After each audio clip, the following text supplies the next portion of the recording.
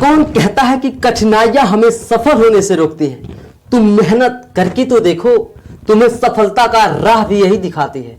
अगर आप भी अपने जीवन में परेशान रहते हैं और इस परेशानी की वजह से आपकी सफलता में रुकावट आ रही है, आप अंदर ही अंदर भयभीत रहते हैं, तो वीडियो ध्यान से सुनिए। जिनकी जिंदगी संघर्ष से भरा रहा, बचपन में उनका हालत कुछ अद्भुत था, घर की आर्थिक स्थिति बहुत खराब थी, स्वास्थ्य ने भी साथ नहीं दिया, फिर भी इतने संघर्ष के बाद इस दुनिया में सबके दिल पर छाप छोड़ गए और हमें एक नई खोज दे गए। आज के विद्वान भी वैसी खोज कर पाने में सक्षम नहीं है। हाँ जी, मैं बात कर रहा हूं इस दुनिया के सबसे बड़े महान गणितज्ञ श्री रामनिवास रामानुजन जी की, जिन्होंने अपने टैलेंट के दम पर गणित में ऐसे सूत्रों की खोज की जो आज भी उनके सूत्र फार्मूले बड़े बड़े पैमाने पर यूज किए जाते हैं। श्री रामानुजम का जन्म तमिलनाडु के एक छोटे से गांव में हुआ था। इनके घर की आर्थिक स्थिति ठीक नहीं थी। बचपन में इन्होंने 3 साल तक कुछ नहीं बोला था। माँ बाप को चिंता होने लगी कि कहीं उनका बच्चा गूंगा तो नहीं। फिर जब उन्होंने 3 साल बाद बोलना शुरू किया तो 5 साल बाद उनका दाखिला एक प्राइमरी स्कूल में कराया गया। प्राइमरी में जब उन्होंने पहली बार परीक्षा दिया तो वहां पे जिले में सबसे ज्यादा अंक लाने वाले छात्र बने। इनका पढ़ाई में मन शुरू से ही था और ये शुरू में ही अपने स्कूल और कॉलेज के टीचरों से अद्भुत क्वेश्चन किया करते थे, जैसे इंसान कहां से उत्पत्ति हुआ और इस पृथ्वी की खोज किसने की, इस चीज में जितनी भी रचनात्मक चीजें हैं इनकी खोज कैसी हुई, ऐसे उटपटांग सवाल। स्कॉलरशिप की मदद से इन्होंने आगे 10वीं तक पढ़ाई की। फिर 10वीं में इन्होंने इतने अच्छे अंक लाए कि इन्हें सुब्रमण्यम स्कॉलरशिप मिलने लगा। अब उसके बाद उनका जीवन एक दुखद मोड़ लेती है। वो 10वीं के बाद अपना ज्यादा समय सिर्फ गणित को देने लगे। इससे क्या हुआ कि वो जब 11वीं का पेपर दिए तो गणित को छोड़कर बाकी सभी विषयों में अनुत्तीर्ण हो गए। इस कारण से इनका स्कॉलरशिप रुक गया और इनकी घर की आर्थिक स्थिति पहले से ही खराब थी। अब ऐसे में इनका आगे पढ़ाई कर पाना संभव नहीं था। तब इन्होंने क्या किया कि मैथ्स के ट्यूशन पढ़ाया और इस तरीके से उन्होंने अपना 11वीं पास किया। उसके बाद 12वीं में भी इनके साथ यही हुआ, गणित को छोड़कर बाकी विषयों में फेल।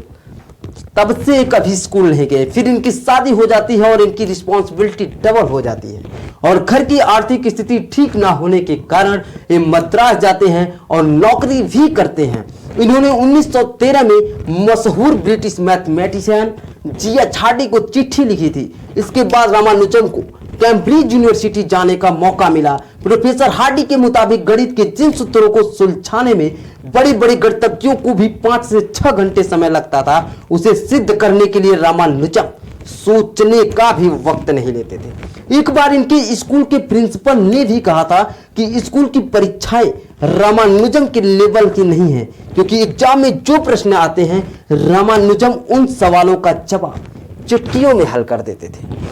प्रोफेसर आरडी ने रामानुजम को दुनिया का सबसे महान गणितज्ञ बताया। उन्होंने दुनिया भर के महान गणितज्ञों को 100 अंक के पैमाने पर मापा और इस लिस्ट में उन्होंने खुद को सिर्फ 30 नंबर ही दिए, जबकि रामानुजम को 100 में से 100 नंबर दिए थे। ये भारत की प्रतिभा को दिया गया महत्वपूर्ण सम्मान है। रामानुजम ने 3900 गणित के सूत्र बताए। रामानुजम की विशेषता यह है कि वो अपने समय से काफी आगे की सोचते थे। रामानुजम अपने वर्ष से 83 वर्ष आगे चल रहे थे। सन 1999 में एक सिद्धांत की खोज की, जिस सिद्धांत का नाम मार्क थीटा फंक्शन है, यानी जो कैलकुलेशन की समस्या को सुलझाने के काम में आता है। लंबे समय तक इसको सुलझाने के लिए दुनिया भर के तमाम वैज्ञानिक लगे रहे। तब वर्ष 2002 में पता चला कि ब्रह्मांड की सबसे बड़ी पहेली कहे जाने वाली ब्लैक होल को समझने के लिए मार्क थीटा का प्रयोग भी जरूरी है। अब इस फंक्शन का प्रयोग इस्तेमाल ऐसी चीज गणना करने में भी किया जा रहा है जिसकी ग्रोथ पैटर्न समझ में ना आ रहा हो। जैसे कैंसर हो जाने पर शरीर में कोशिकाओं की वृद्धि रैंडम होती है, यानी पता ही नहीं चलता कि कैंसर किस तरह से फैल रहा है। ऐसे में इसका इलाज कर पाना कठिन होता है। ऐसे में रामानुजम के फार्मूले से तय होती है कि पेशेंट को कब और कितनी दवाई देनी चाहिए। भारत के इस महान लाल का ऐसा बहुत सा सूत्र है जिस विषयों पर आज भी रिसर्च चल रही है। कहा जाता है कि रामानुजम आखिरी सांस जब ले रहे थे तो बेड पे लेटे लेटे उन्होंने 600 फार्मूले अपने जीवन भर में जितना रिसर्च किए थे 600 फार्मूले एक पेज और एक कलम के द्वारा लिख दिए। आज भी जो बड़े बड़े वैज्ञानिक गणितज्ञ उसको सुलझाने में लगे हैं उस पर रिसर्च आज भी जारी है। और इनका सफर अति दुखद की बात है कि इनका सफर कुछ ज्यादा नहीं रहा। इतनी संघर्ष और इतनी परिस्थितियों को झेलने के बाद महज 32 वर्ष की उम्र में ही क्षय रोग के कारण हम सबको और इस दुनिया को अलविदा बोल गए। दोस्तों, क्या आपको लगता है कि जिंदगी में परेशानियां आपको रोकती हैं? तो आप अभी से इस कहानी से कुछ सीखिए, कुछ रामानुजम जी से सीखिए। परेशानियां कुछ नहीं होती 32 साल की उम्र में, और करने के लिए कोई बहुत बड़ा समय नहीं होता, बस जुनून और जज्बा लाजवाब होना चाहिए। जज्बा इतना लाजवाब था कि इन्होंने 32 साल की उम्र में ही ऐसा इतिहास रच दिया। और ये 32 साल की उम्र में होने के बाद भी आज आप इनको सुन रहे हैं और हम आज इनको सुना रहे हैं। तो क्यों? क्योंकि इनके कारनामे ऐसे थे। 100 साल जीने के लिए 100 साल उम्र की होना जरूरी नहीं है। आप एक काम ऐसा कर जाओ जिससे दुनिया 100 साल याद करे।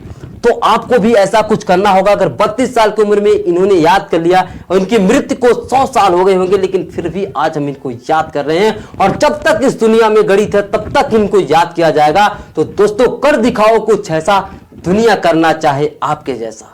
बस आज के लिए इतना ही। अगर वीडियो पसंद आए तो लाइक, शेयर और चैनल को सब्सक्राइब जरूर करिए। Wish you all the very best. मैं विजय, एजे विजय से आपके सपनों को सपोर्ट करता हूं।